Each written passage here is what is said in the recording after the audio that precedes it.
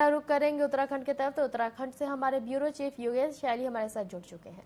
जी योगेश जी, आज क्या क्या खबरें सुर्खियों में रहने वाली हैं? देखिए, अगर सुर्खियों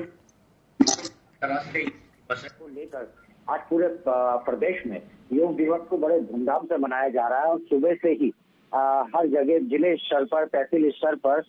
योग के कार्यक्रम रखे गए हैं। खासतौर पर सरकार ने योग दिवस के अवसर पर तहसील स्तरों पर आयोजन करने के निर्देश दिए थे। इसी को लेकर के मुख्यमंत्री पुष्कर सिंह धामी खुद आदि कैलाश पर यहाँ पर योग करने पहुंचे थे, जहां से उन्होंने इस बात का संदेश दिया कि योग से ही निरोग रहा जा सकता है। और अगर हम बात करें योग नगरी की, योग नगरी ऋषिकेश और हरिद्वार की, तो यहाँ पर भी योग दिवस बड़े धूमधाम से मनाया गया और बड़ी संख्या में लोगों ने यहाँ पर योग करके लोगों को ये बताया कि योग से ही उनका शरीर स्वस्थ रह सकता है। और जो ऋषि मुनियों की और जो हमारे जो पुराणों में जो लिखा हुआ है कि जिससे हम अपने शरीर को स्वस्थ रख सकते हैं, तो इस तरीके से ये मैसेज देने की कोशिश की गई है कि योग से ही आप अपने शरीर को निरोग रख सकते हैं। इसके अलावा बताएं तो मुख्यमंत्री पुष्कर सिंह धामी ने योग के साथ ही जो क्षेत्र में जो जहाँ पर आदि कैलाश के जिस क्षेत्र में गए हैं वहाँ पर जो व्यवस्थाएं हैं उनका भी जायजा लिया और लोगों से बात की और उनसे विकास कार्यों को लेकर के भी उनसे चर्चाएं की, जिससे ये भी उनको जानकारी मिल पाई कि वहाँ पर लोगों को काफी दिक्कतें आती है, क्योंकि काफी दुर्गम क्षेत्र में वो लोग रहते हैं और उनके सामने काफी कठिनाइयां भी रहती हैं। तो उससे भी वो रूबरू हुए और आने वाले समय में उनको आश्वासन भी दिया कि आने वाले समय में वहाँ के लोगों को किसी भी प्रकार की दिक्कतें नहीं होंगी, सड़क, बिजली, पानी जैसी सुविधाएं उनको जो है निरंतर मिल सकेंगी। इसके अलावा आपको बताएं जो हत्याकांड यहाँ पर बुटोला हत्याकांड जो यहाँ पर हुआ था, उसको लेकर के मुख्यमंत्री पुष्कर सिंह धामी ने सचिवालय में अधिकारियों के साथ बैठक करते हुए उन्हें कड़े निर्देश दिए हैं और उन्होंने कहा कि जो सत्यापन होना चाहिए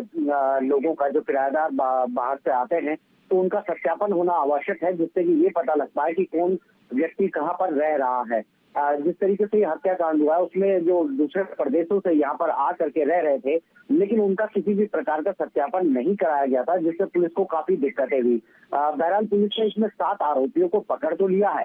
लेकिन कहीं ना कहीं पुलिस की कार्यशैली भी यहाँ सवालों के घेरे में रही है, जिसको लेकर के मुख्यमंत्री पुष्कर सिंह धामी ने कड़े निर्देश यहाँ पर पुलिस अधिकारियों को दिए हैं और सत्यापन को लेकर अभियान चलाने की यहाँ पर बात की गई है। उसके अलावा हम बताएं कि जो 2 सीटों पर, विधानसभा सीटों पर उपचुनाव होने थे, कल उस पर नामांकन हो गए हैं और बद्रीनाथ विधानसभा की अगर हम बात करें तो वहां पर भी भारतीय जनता पार्टी और कांग्रेस के दोनों के प्रत्याशियों ने यहाँ पर नामांकन किया है। इसके अलावा मंगलौर विधानसभा सीट पर भी भाजपा और कांग्रेस दोनों के प्रत्याशियों ने नामांकन किया है। देखा जाए तो दोनों ही प्रत्याशियों ने जो भाजपा के और कांग्रेस के रहे हैं दोनों सीटों पर, उन्होंने अपनी पूरी ताकत का एहसास कराया और जीत के लिए जद्दोजहद में लगे हुए हैं। मंगलौर सीट पर मुख्यमंत्री पुष्कर सिंह धामी खुद पहुंचे थे नामांकन करवाने के लिए भाजपा प्रत्याशी के साथ, और काफी बड़ा रोड शो भी वहां पर भाजपा के द्वारा निकाला गया था। इसके अलावा वहां पर बसपा की अगर हम बात करें तो वहां पर बसपा के भी कैंडिडेट है जो कि काफी मजबूती से वहां पर चुनाव में डटे हुए हैं। इसके अलावा समाजवादी पार्टी के भी प्रत्याशी वहां पर हैं और कांग्रेस के प्रत्याशी ने भी अपना पूरा दमखम यहाँ पर जरूर दिखाया है। लेकिन अगर इतिहास देखें मंगलौर सीट का, तो मंगलौर सीट का इतिहास ये रहा है कि भाजपा का कमल तो कभी वहाँ खिल ही नहीं पाया है, लेकिन बारी बारी चाहे बसपा की बात करें या समाजवादी पार्टी की बात करें या कांग्रेस की बात करें, तो उनका जरूर वहां पर कहीं ना कहीं वजूद दिखाई दिया है। तो भारतीय जनता पार्टी के लिए जरूर मंगलौर सीट पर एक बड़ी चुनौती होगा, क्योंकि वो कमल कभी खिल ही नहीं पाया, जिसे इस बार खिलाने की पूरी कोशिश भारतीय जनता पार्टी कर रही है। इस तरह बद्रीनाथ सीट पर भी भाजपा और कांग्रेस के बीच में, दोनों के बीच में कड़ा मुकाबला देखा जा रहा है, और क्योंकि ये सीट पहले कांग्रेस के पास थी, अब देखना होगा कि कांग्रेस इसको कैसे बरकरार रख पाती है। जी योगेश जी, तमाम जानकारियों के लिए आपका धन्यवाद।